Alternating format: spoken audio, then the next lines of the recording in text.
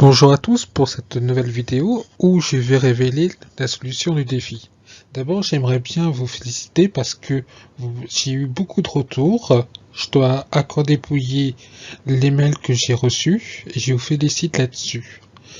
Si j'ai pas répondu encore à tout le monde, vous inquiétez pas, je vais vous répondre très prochainement. De toute façon, vous verrez bien avec les solutions que je vous propose ici si vous avez déjà réussi mon défi ou pas. Pour cela, je vais vous proposer des solutions qui m'ont été données par 3 élèves.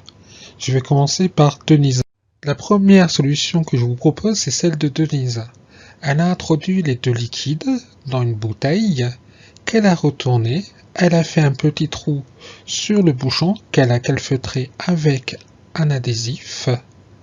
Elle a attendu que les deux liquides se sont bien séparés.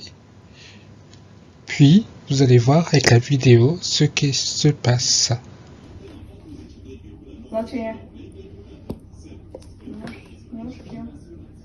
Je vous montre ici quelques petites photos intermédiaires. Donc ici, c'est l'écoulement du liquide coloré. Là, quand elle s'est arrêtée, au moment où il reste que de l'huile dans la bouteille. Et voici maintenant l'étape finale où, comme vous pouvez le voir, les deux liquides sont bien séparés et dans deux récipients différents. Le deuxième élève dont je veux évoquer avec vous le travail est celui d'Eliott. Si vous regardez la méthodologie retenue par Eliott, elle est très proche de celle de Denisa, l'utilisation d'une bouteille en plastique. Néanmoins, si vous regardez bien, Eliott a détaillé tous ses essais et il a su aussi avoir un esprit critique sur ses essais. Donc, comme vous pouvez voir, premiers essais, prendre une petite cuillère et récupérer la couche de dessus. Difficile d'être précis. Utiliser une passoire à thé, échec total, etc. Vous voyez, c'est exactement ce que je veux que vous ayez comme état d'esprit. D'abord, ne pas se contenter d'un essai. Si vous échouez une fois, eh bien recommencez. Tout le temps, jusqu'à temps que vous réussissez. Et après, deuxième point qui est important, c'est de savoir analyser les choses. Ici, Eliott a à chaque fois bien analysé ce qu'il obtient comme résultat. Le troisième élève dont je vais évoquer avec vous le travail, c'est Ryan. Ryan il s'est demandé pourquoi le professeur y a parlé d'un ballon et d'une pince à linge. Donc il m'a proposé cette solution-là. Il a rempli le ballon avec les deux liquides, il a retourné le ballon, il a attendu que les deux couches se séparent bien, puis il a évacué une couche après l'autre pour obtenir le résultat que vous voyez sous la photo du bas.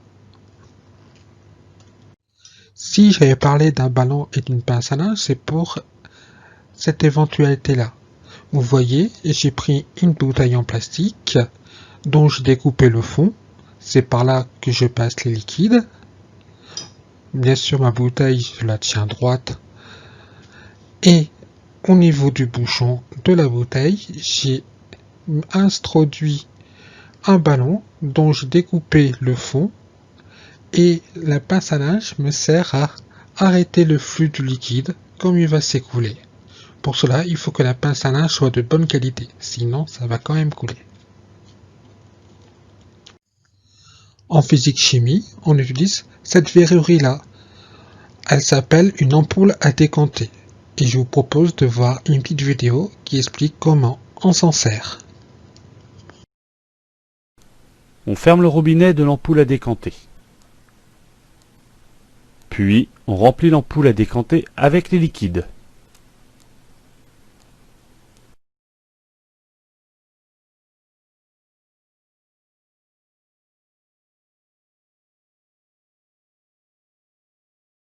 On bouche l'ampoule à décanter avec un bouchon, puis on agite.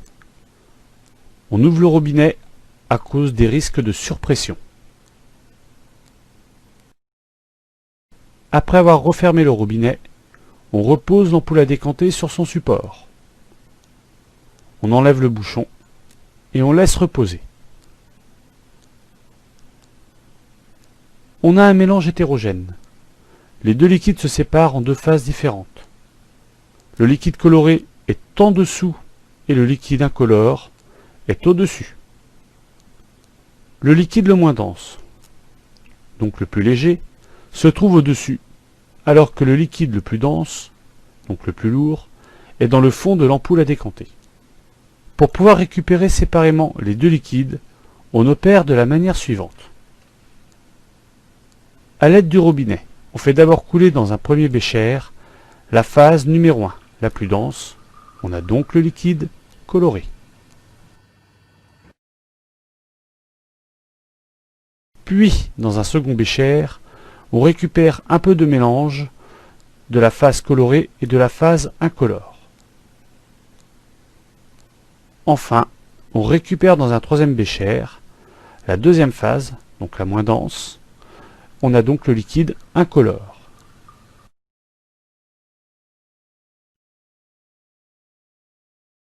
Grâce à cette technique, on a réussi à séparer les deux liquides.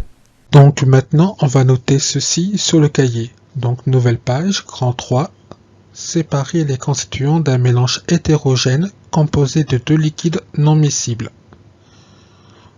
À la ligne, donc en rouge, pour séparer les constituants d'un mélange hétérogène formé par deux liquides non miscibles, on utilise une ampoule à décanter et vous collez l'image qui est fournie avec le document associé à cette séance.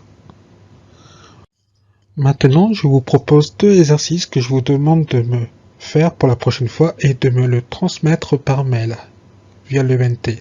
Donc celui-là, pas bonne la soupe, et celui-là, isoler un constituant. Maintenant, ce que je vous propose, c'est la fin de notre conte de fées. Donc le prince, alors qui de nous deux va épouser la prince? Le guerrier. Aucun des deux. C'est un coup du lutin malin, frère de la magicienne. Il a assommé le serveur et a servi les deux Schwartz à nos deux héros.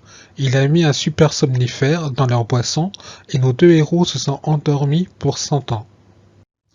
Il a réussi à séduire la belle princesse, ils se marièrent, vécurent heureux et eurent beaucoup d'enfants. Donc voici la fin de la vidéo. N'oubliez pas s'il vous plaît de m'envoyer vos exercices via l'ENT. La prochaine vidéo pour vous les 6e, c'est lundi prochain où je vais corriger les exercices proposés ici et celui de la première séance. Et je vous lancerai un petit défi qui sera votre interrogation pour cette séquence-là. Allez, au revoir et à lundi. Bonne semaine.